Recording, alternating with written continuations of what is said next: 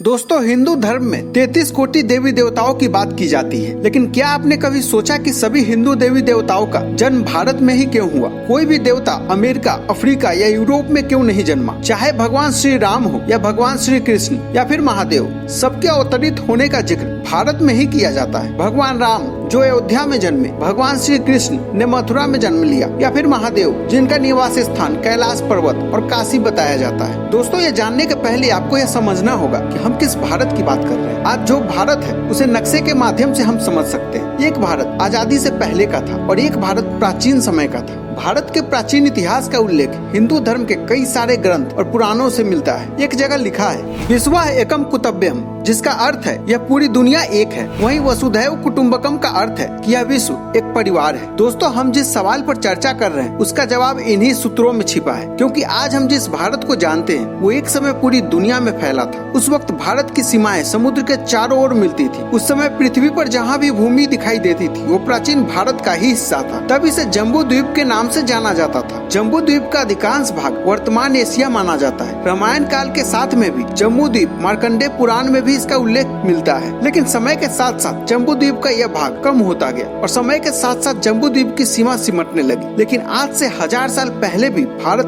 बहुत बड़े क्षेत्र में फैला था, जिसे हम अखंड भारत कहते हैं। वेद व्यास द्वारा लिखे गए मार्कंडेय पुराण में हमें इस अखंड भारत की झलक मिलती है, जो आज के अफगानिस्तान, पाकिस्तान, नेपाल, भूटान, तिब्बत, बांग्लादेश, श्रीलंका तक फैला था। उस समय भारत को मेरु वर्ष के रूप में जाना जाता था। उस समय मेरु वर्ष में कई हिंदू देवी देवताओं का वास था। मेरु वर्ष के पश्चिम हिस्से में मौजूद हिमालय पर्वत के श्रृंखलाओं में ब्रह्मदेव का वास था, जिसे उस समय ब्रह्मपुरी के नाम से जाना जाता था। इसके अलावा इसी ब्रह्मपुरी के पास 8 और शहर थे, जिसमें अलग अलग देवी देवता रहते थे। इनमें से एक शहर में देवताओं के राजा इंद्र का वास था। दोस्तों, यह तो आप जानते ही होंगे कि मेरु वर्ष को ही एक समय में आर्यवर्त कहा जाता था। लेकिन क्या आप यह जानते हैं कि इसे भारत क्यों कहा जाने लगा? इस नाम के पीछे अलग अलग कहानियां प्रचलित है, लेकिन सबसे ज्यादा मान्यता इस बात की है कि कुरु वंश के राजा दुष्यंत और शकुंतला के पुत्र भरत के नाम पर ही हमारे देश का नाम भारत पड़ा। महाभारत के अनुसार भारत एक चक्रवर्ती सम्राट थे, जिन्होंने पूरे विश्व पर राज किया था। इस समय भी भारत की सीमाएं बहुत विस्तृत थी। भारतवर्ष के भौगोलिक क्षेत्र में पाकिस्तान,